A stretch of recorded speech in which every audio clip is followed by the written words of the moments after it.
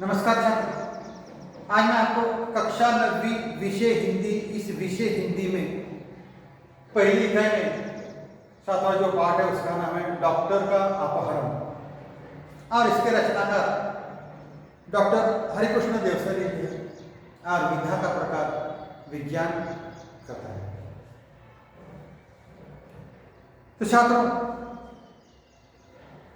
इस पाठ का मैं प्रकट वाचन करके साथ साथ उसका मैं स्पष्टीकरण भी देता हूं।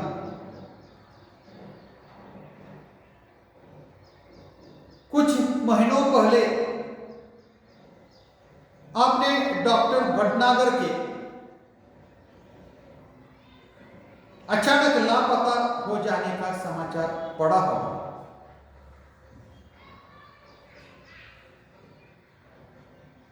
और उसके बाद फिर उनके बारे में कुछ भी पता नहीं चला। हुआ यह था कि एक रात को लगभग 2 बजे उनके घर की कॉल बेल बज उठी।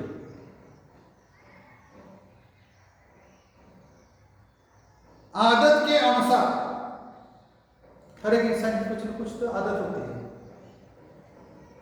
आदत के अनुसार डॉक्टर भटनागर उठ गए।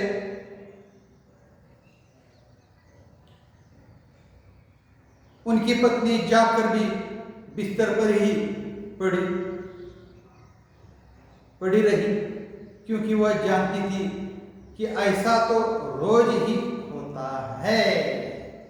देखो, डॉक्टर है इसलिए कुछ न कुछ तो पेशेंट आ जाता है। हर रोज कुछ न कुछ तो पेशेंट आ जाता है। एक प्रकार की वह आदत ही पड़ गई।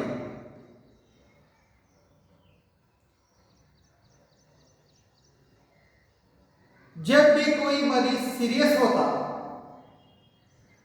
तब अस्पताल का चौकीदार, जो अस्पताल है उस अस्पताल का चौकीदार उन्हें उठाने आ जाता है। अगर किसी को उन्हें घर बुलाकर ले जाना होता तो वह भी आकर उन्हें जगह देता है। डॉक्टर भटनागर मरीजों की सेवा करना अपना परम कर्तव्य समझते थे। देखो, हर एक डॉक्टर मरीजों की सेवा करना अपना एक प्रकार का परम कर्तव्य समझते थे। वैसे ही डॉक्टर भटनागर जी मरीजों की सेवा करना वे अपने परम कर्तव्य समझते थे। इसलिए वह इसका बुरा न मानने बल्कि सहर्ष चले जाते हैं। कोई उन्हें फीस दे या न दे, कई लोग क्या करते हैं, फीस देते हैं तो कई लोग फीस नहीं देते हैं।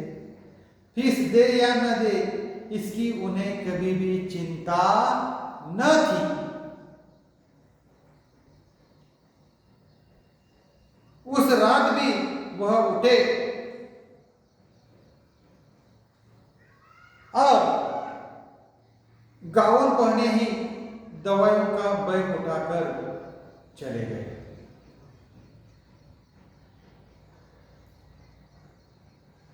आमतौर से होता यह था कि वह 1-2 घंटे में लौट आते थे। जब वे बाहर जाते हैं तो 1-2 घंटे में वो वापस आ जाते हैं, या फिर सवेरे होते होते ही अवश्य ही आ जाते हैं।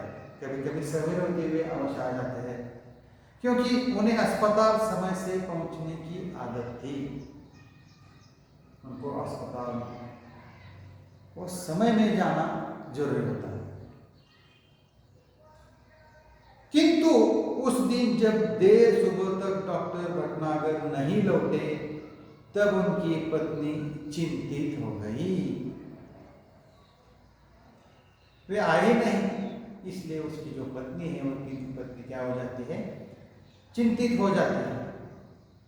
पहले सोचा कि शायद मरीज की हालत गंभीर होगी, इसलिए देर लगी होगी। फिर यह भी सोचा कि हो सकता है आज सीधे अस्पताल चले जाए। लेकिन जब मरीज उन्हें घर पर पूछने के लिए आने लगे तब उनकी हैरानी बढ़ गई। किसकी? पत्नी की। उन्होंने मित्रों तथा कुछ अन्य संबंधियों को फोन किया, पत्नी ने, और डॉक्टर साहब के बारे में पूछताछ की, किंतु कोई जानकारी न मिली। कुछ देर के लिए यही मान बैठी कि शायद वे किसी दूर के गांव में गए हो और किसी कारण से जल्दी वापस न आ पाए हो। अलग अलग प्रकार के विचार पत्नी के मन में आ जाते हैं। शाम तक भी जब डॉक्टर भटनागर नहीं लौटे तब उन्होंने पुलिस स्टेशन को फोन किया। बाद में अंत में उनकी जो पत्नी है, पत्नी ने क्या किया है, पुलिस स्टेशन को फोन किया। डॉक्टर भटनागर का इस तरह गायब हो जाना पुलिस के लिए भी हैरानी का कारण बन गया। चारों ओर खोज शुरू हो गई। वायरलेस से संदेश भेज दिए गए। डॉक्टर भटनागर के गायब होने का समाचार बिजली की तरह शहर भर में फैल गया।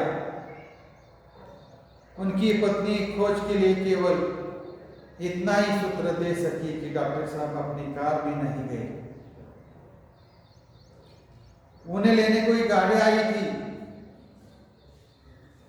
जिसके बड़े पहियों के निशान उन्होंने सवेरे घर बाहर सड़क और फुटपाथ पर देखे थे। जाहिर था कि डॉक्टर साहब किसी ट्रक या बस में गए हैं। मोहल्ले वालों से पूछताछ करने पर भी कोई जानकारी न मिली। आसपास के मोहल्ले में जो रहने वाले लोग हैं उसके पास पूछताछ की, लेकिन उनको भी मालूम नहीं हुआ।